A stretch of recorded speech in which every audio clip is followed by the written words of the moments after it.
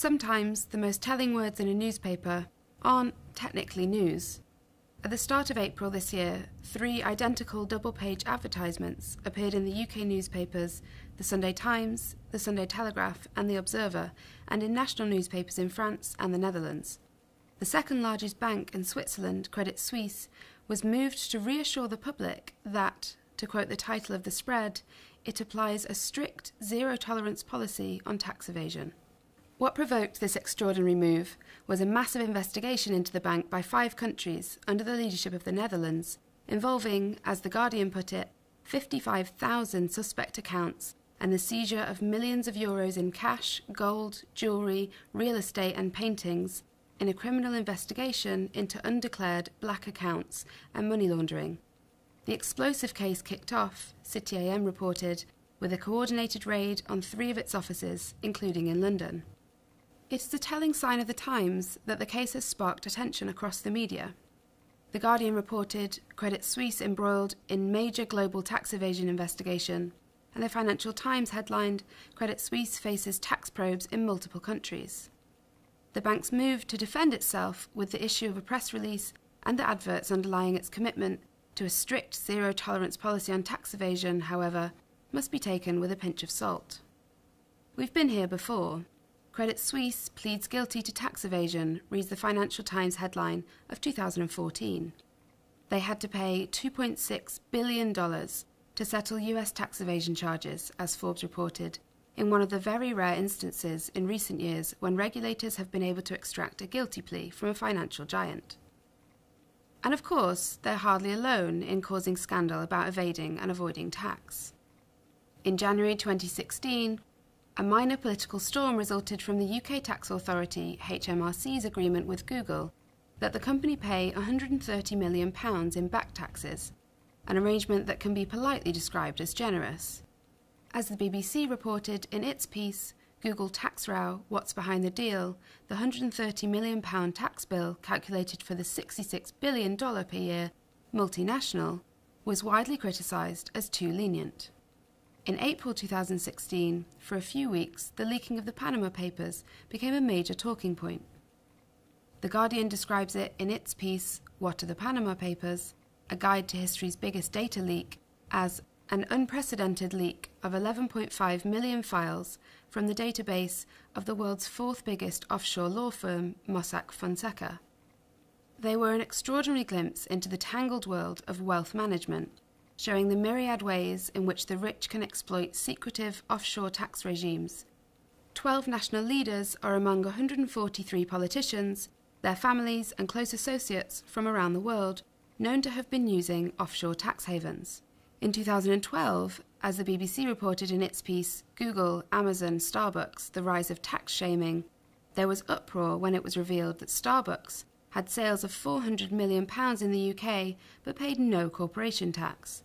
Amazon, it goes on to report, had sales in the UK of £3.35 billion in 2011 and only reported a tax expense of £1.8 million. Google's UK unit paid just £6 million to the Treasury in 2011 on a UK turnover of £395 million. And these are far from the only recognisable names on the list. As Fortune's piece 7 corporate giants accused of evading billions in taxes outlines, alongside Google, Apple, Starbucks and Amazon is IKEA. Swedish multinational company IKEA has been accused of not paying more than €1 billion in taxes over the past 6 years. Based on the report by the Green Party, IKEA was using its subsidiary in the Netherlands to move money from its European stores and then pushing it to tax havens in Liechtenstein and Luxembourg. As a result, in 2014, IKEA didn't pay €35 million in taxes in Germany, €24 million in France, and €11.6 million in the UK, according to the Greens' European Free Alliance. Time and time again, assurances are made that this kind of behaviour will not be tolerated, that loopholes will be closed. Multinationals face clampdown, reported The Guardian in 2001.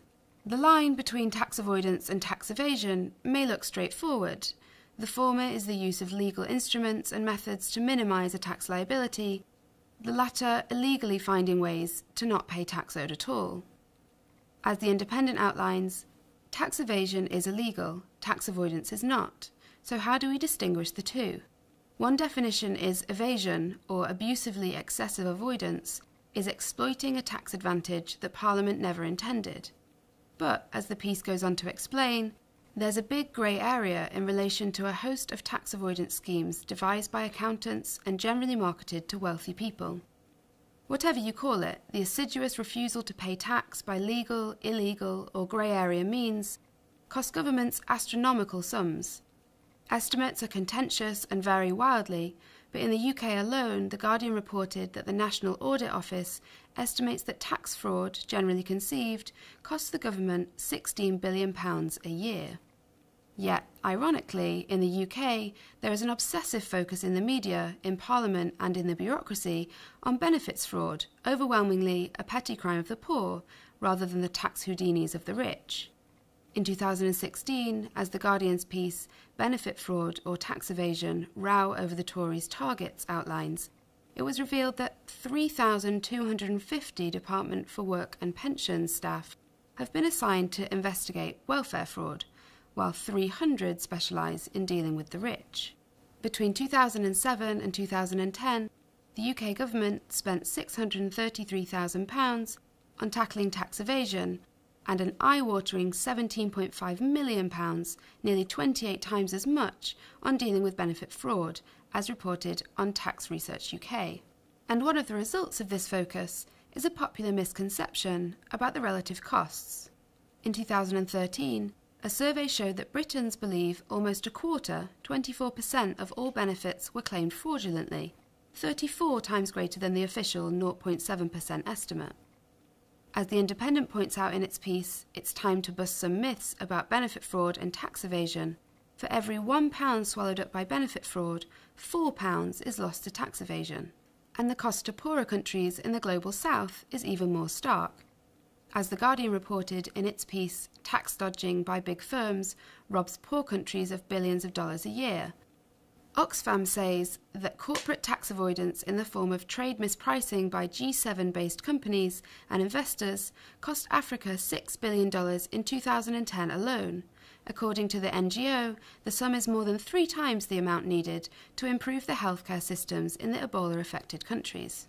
Nonetheless, though slowly and profoundly inadequately, public outrage over the inadequate tax paid by the rich has grown steadily over the last 2 decades.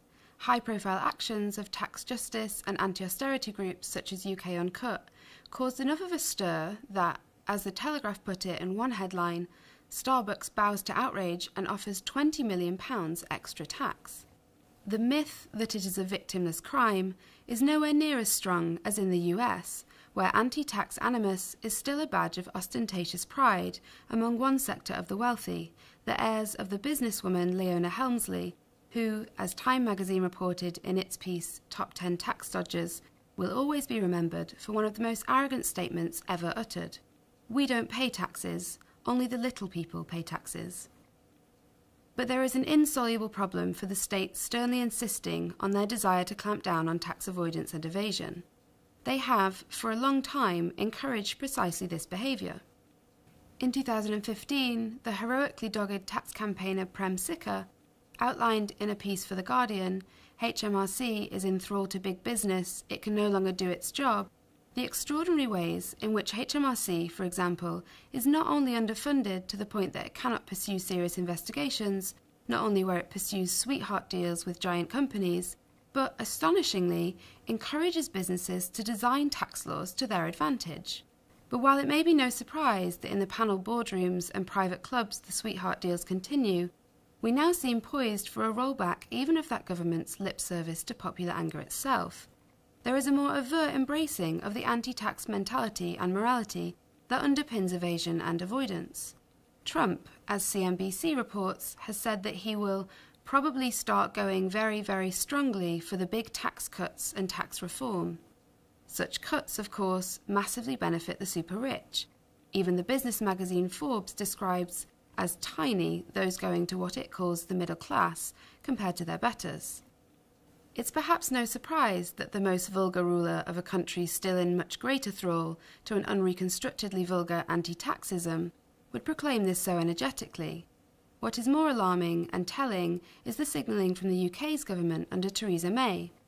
Its strategy for the country's exit from the European Union is both hard-right and muddled, and as it unaccountably fails to move EU leaders, May is moved instead to try threats, specifically, in the words of the Huffington Post, that the UK is ready to become hard Brexit tax haven if EU fails to agree trade deal, Theresa May warns. It is not only then that the UK government will turn a blind eye to tax avoidance by the wealthy, as it always has, nor that it will wind down whatever mild measures it has put in front of them. Rather, it threatens to attract investment by transforming itself openly into a tax haven, a playground for predatory capitalism. Call it May's trump card, and if that is your strategy, your claims to oppose tax avoidance are an embarrassingly bad joke.